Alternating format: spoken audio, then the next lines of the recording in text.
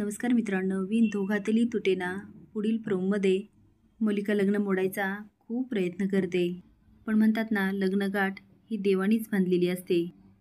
त्यामुळे मल्लिका जो डाव खेळते तो फेल जातो. पण लग्नामध्ये समर आणि स्वानंदी काय बाज येत नाही. त्यांची तुतुममे सारखी चालूच असते. पण ओतोळी अदिरा लग्नामध्ये मात्र पुरेपूर आनंद घेते आणि अखेर वेळी ती पाठवण्याची.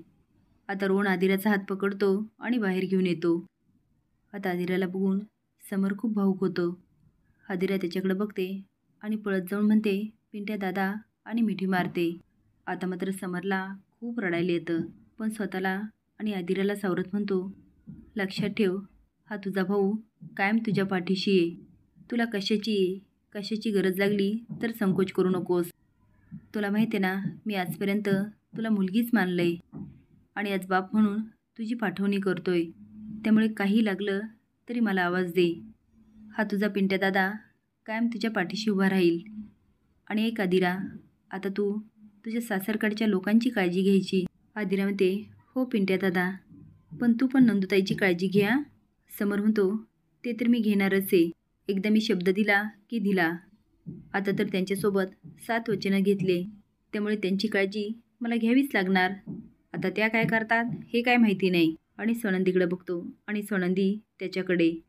आता आजी कौतुकाने हसायला लागते आणि मल्लिका रागाने बघत असते.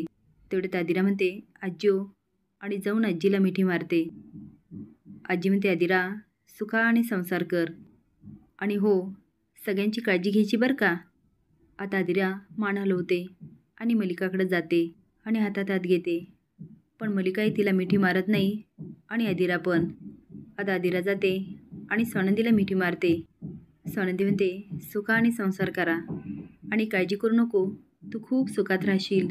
माझा भाऊ रोहन तुला खूप सुखात ठेवेल. आता आदिराची पाठवणीची वेळ होते. ती पुन्हा पिंट्याकडे बघते आणि जाऊन त्याला पुन्हा मिठी मारते. हे बघून मल्लिका, अंशुमन आणि अर्पिताचा खूप जळफळाट होतो. आता स्वानंदीची पाठवणी कशी असेल हे बघण्यासाठी लाईक आणि सबस्क्राईब करा. धन्यवाद.